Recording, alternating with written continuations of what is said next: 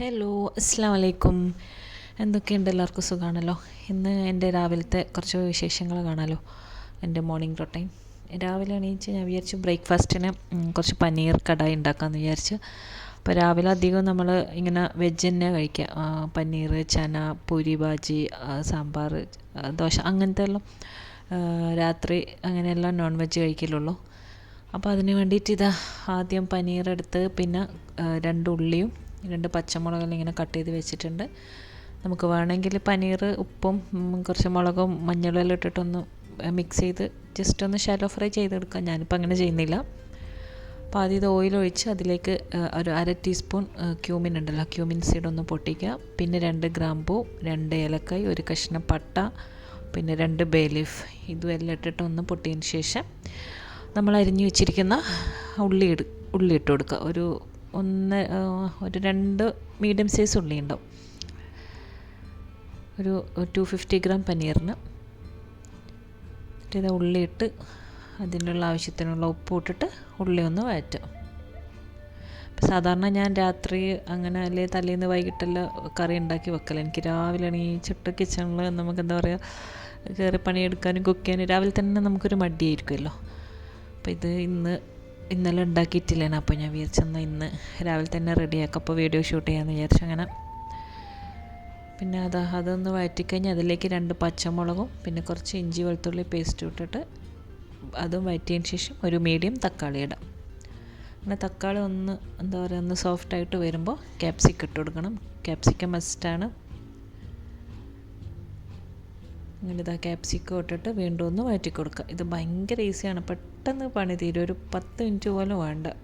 എന്താ പറയുക, ഓൾറെഡി ഫ്രോസൻ്റെ പനീർ കൂടെ ആയതുകൊണ്ട് നമുക്ക് അത്രയും പണിയില്ല, വേഗം ഉണ്ടാക്കിയെടുക്കാൻ പറ്റും. ഇത് പൂരി, ദോശ അതിനെല്ലാം നല്ല അടിപൊളി കോംബോ ആണ് ഈ പനീർ കടായി.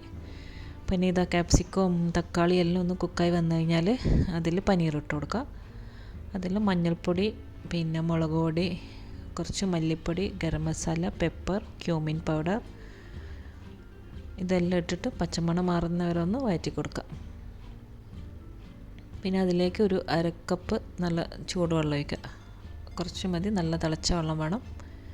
അത് ഒഴിച്ചിട്ട് ആ വെള്ളം ഒന്ന് തിളച്ച് പനീറെല്ലാം ഒന്ന് കുറച്ചുകൂടി നല്ലോണം എന്താ പറയുക എല്ലാം ഒന്ന് മസാല എല്ലായിട്ടൊന്ന് മിക്സ് ആയതിന് ശേഷം നമുക്കൊരു 2 ടേബിൾ സ്പൂൺ ഫ്രഷ് ക്രീം ഇട്ട് കൊടുക്കുക. പിന്നെ അത് ഇട്ടിട്ട് ഒരു തള വന്നു കഴിഞ്ഞാൽ കസൂരി മേത്തി, മല്ലിയില ഇട്ടിട്ട് ഫ്ലെയിം ഓഫ് ചെയ്യാം, മൂടി വെക്കാം. അങ്ങനെ നമ്മുടെ കറി റെഡി. ഇത്രേ പണിയുള്ളൂ. ശരിക്കും ഇതൊരു 5-6 പേർക്കൊക്കെ രാവിലെ കഴിക്കാനുള്ള നല്ല എന്താ പറയുക അടിപൊളി കറിയാണ്.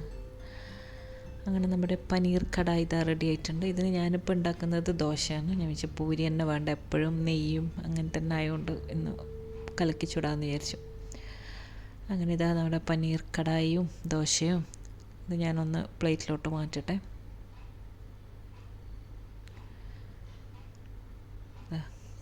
മാറ്റിയിട്ട് കൊണ്ടുവന്നിട്ടുണ്ട്. നല്ല അടിപൊളി നല്ല ടേസ്റ്റാണിത്.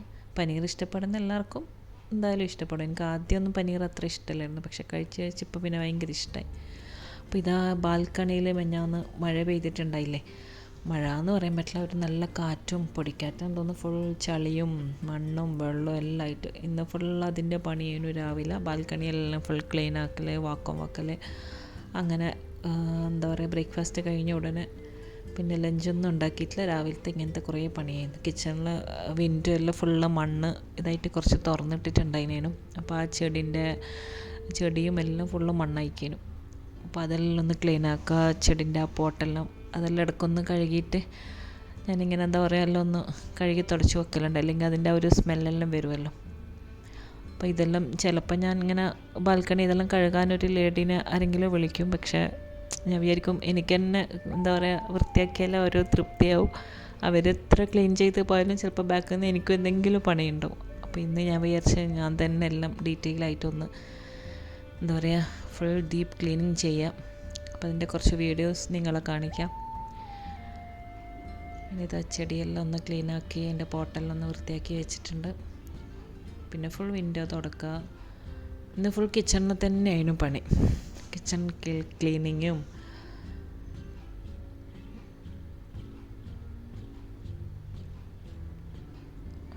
രാവിലെ ഫുള്ള് ഈ പണിയെല്ലാം രാവിലെ തന്നെ എന്താ പറയുക, ഒരു ബ്രേക്ക്ഫാസ്റ്റ് എല്ലാം കഴിഞ്ഞ് ഒരു 11-12 മണിക്കൊക്കെ എല്ലാം ഇറങ്ങി ആ സമയമെല്ലാം കുറച്ചൊരു ഇത് വരും. പിന്നെ വൈകിട്ടെല്ലാം നമുക്ക് കുറച്ചുകൂടി മടിയാവും.